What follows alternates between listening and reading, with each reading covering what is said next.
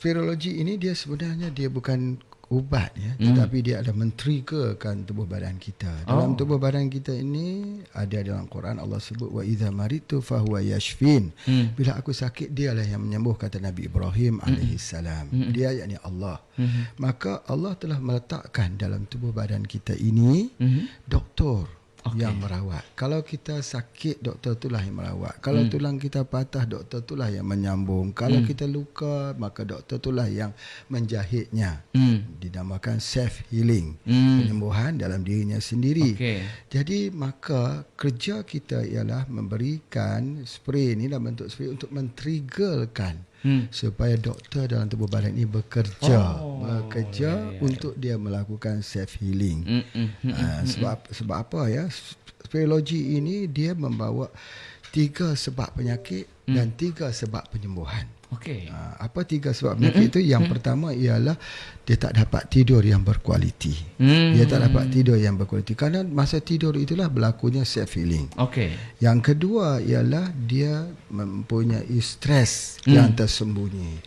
Tubuh badannya stres yang berterusan ya, dia menahan beban dan sebagainya. Jadi itu akhirnya menyebabkan penyakit. Dan yang ketiga ialah pencernaan, hazaman, pencernaan, asimilasi, detoksifikasi. Itu adalah penyebabnya yang ketiga. Jadi sebab untuk sembuhkan juga 3. Iaitu dia kena, pertama sekali ialah mendapatkan tidur yang berkualiti.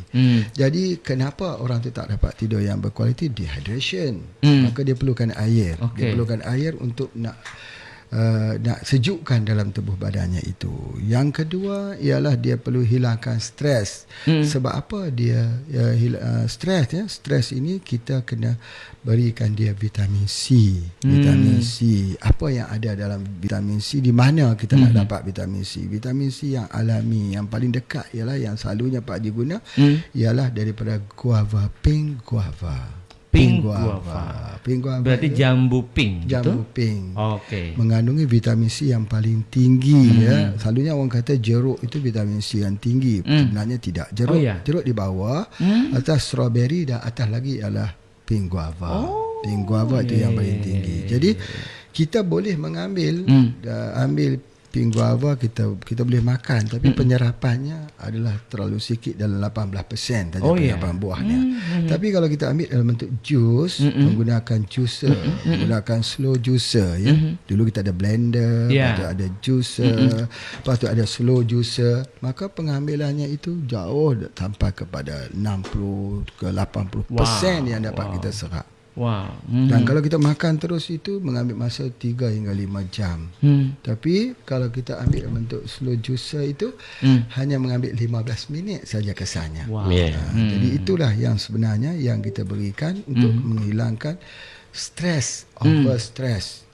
Over stress. Jadi kemudian yang ketiga ialah pencernaan.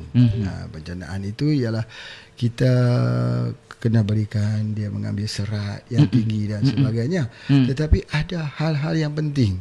Hal yang penting iaitu salah satu daripada penyebab daripada seorang itu jadi sembelit, kita kata constipation ya, sembelit dan sebagainya, itu adalah antaranya ialah kerana kematian good bakteria dalam tubuh badannya. Good bakteria ini kita ambil juga sumber daripada manna wa salwa yang diceritakan di dalam Al-Quran, dan juga madu asal, ini madu lebah. Jadi penggunaan semuanya itu hanya ambil dalam persentase 1% saja. Jadi ketika dimasukkan dalam air mineral begini ya, contohnya air mineral begini, hanya ada 1% saja, di mana kalau kita hantar pergi untuk test, kita tidak akan jumpa ada madu di sini, ada apa sini, sebab dia terlalu kecil. Sebab dalam keadaan spirologi ini kita akan cuba beri yang terkecil, paling kecil. Jadi dia tidak ada apa-apa melainkan air mineral. Tetapi pada sesuatu itu ada perasaannya. Misal kata begini ya, madu lebah ya, madu lebah 1% atau 0.01%. Walaupun kita tidak dapat melihat di dalam ini madu lebah bila dia hantar pergi test di lab, tetapi perasaan madu lebahnya ada di sini. Jadi manusia ini sakit ialah kerana kebanyakannya ialah masalah perasaan. Perasaan itu fikiran. Ada 4 ya. Yang pertama fizikal. Fizikal ini tubuh kasar. Ada tubuh halus. Tubuh halus ialah spiritual, mental dan emosi. Jadi ketiga-tiga inilah yang menyebabkan tubuh halus kita sakit. Orang ada penyakit kencing manis, hujung dia apa? Stres. Orang ada batuk, hujungnya ada stres. Jadi oleh sebab itulah maka tubuh halus ini yang sepatutnya kita rawat.